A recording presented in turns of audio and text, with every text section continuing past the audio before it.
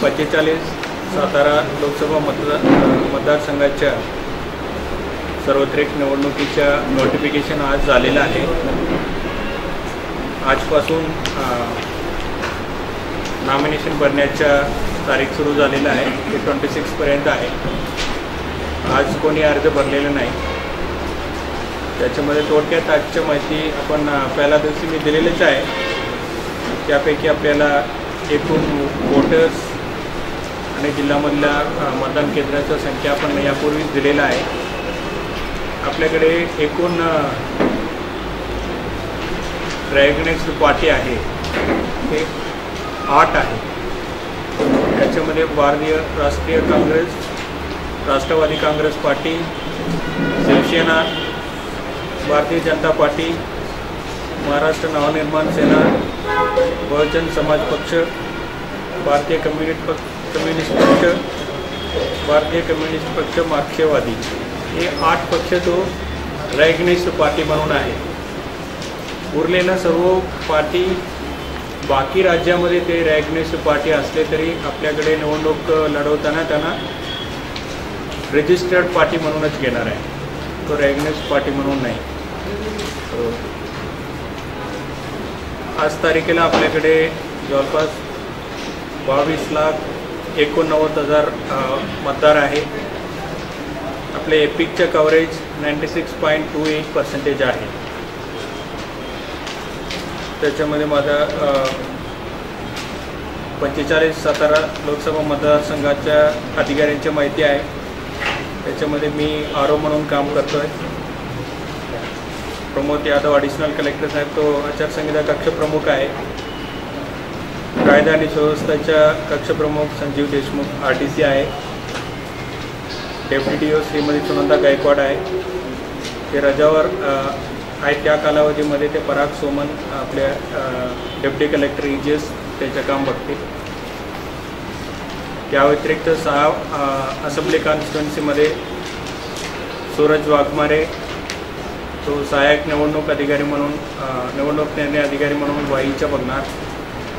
Doctor Sanjay Kundetkar Koregaon मतदारसंघाची, श्री भारत वाघमारे तो सहाय्यक निवडणूक निर्णय अधिकारी म्हणून कराडच्या बघतील। तसेच ते शिरीष यादव सहाय्यक निवडणूक निर्णय अधिकारी कराड उत्तर आणि वाघमारे दक्षिण, वाघमारे उत्तर आणि शिरीष यादव दक्षिण। श्री किशोर पवार ते पाटणच्या बघतील, तसेच विक्रांत चव्हाण साताराच्या। ते सर्व कॉन्टॅक्ट नंबर आम्ही देतोय, यापूर्वी पण दिलेला आहे, या पुस्तिकात पण दिलेला आहे। त्याच्यामध्ये नामनिर्देशन पत्र स्वीकारण्याची तारीख 19 आजपासून 26 पर्यंत आहे। त्याच्या वेळ सकाळी 11 ते दुपारी 3 वाजता आहे। माझ्याकडे किंवा माझ्या अनुपस्थितीत माझ्याच कार्यालयामध्ये साताराच्या श्री विक्रांत चव्हाण त्यांना नामनिर्देशन पत्र स्वीकारण्याचा अधिकार आहे। त्याच्या छाननी 27 तारखेला होणार आहे। अर्ज माघार घेण्याच्या शेवटची तारीख 29 आहे। 29 तारखेला 3 वाजेपर्यंत।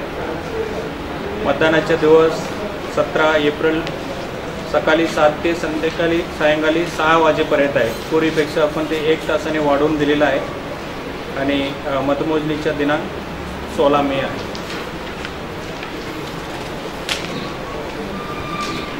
मागच्या इलेक्शन आणि या इलेक्शनमध्ये प्रमुख विषय म्हटले तर त्याच्या पूर्वी नोटाच्या काही सुविधा नव्हता। 49 मतदान करण्याची संधी होते। आता हा नोटा कंपल्सरी आहे। पोस्टल बॅलेट असो किंवा आपली EVM मध्ये सर्व उमेदवारांचे नाव संपल्यावर आम्ही नन ऑफ दी अबोव नोटा म्हणून ऑप्शन देणार आहे। हे नोटाच्या काउंटिंग केले जाईल, परंतु लोकांच्या याच्या डेपॉझिट संदर्भात 1/6 वोटच्या कॅल्क्युलेशन करताना नोटाच्या कॅल्क्युलेशन व्हॅलिड वोट म्हणून काउंट केले जाणार नाही। निवडणूक खर्चासाठी प्रत्येक उमेदवार जो आता कॅन्डिडेट नॉमिनेशन भरतील त्यांना त्यासाठी वेगळे बँक खाते काढणे आवश्यक आहे. पेड न्यूजबद्दल ऑलरेडी आपण चर्चा केलेलीच आहे. त्याचं मॉनिटरिंग कमिटी स्थापन केलेलं आहे. आचारसंहितेच्या अंमलबजावणीसाठी त्या ठिकाणी फिरते पथक स्थापन केलेलं आहे.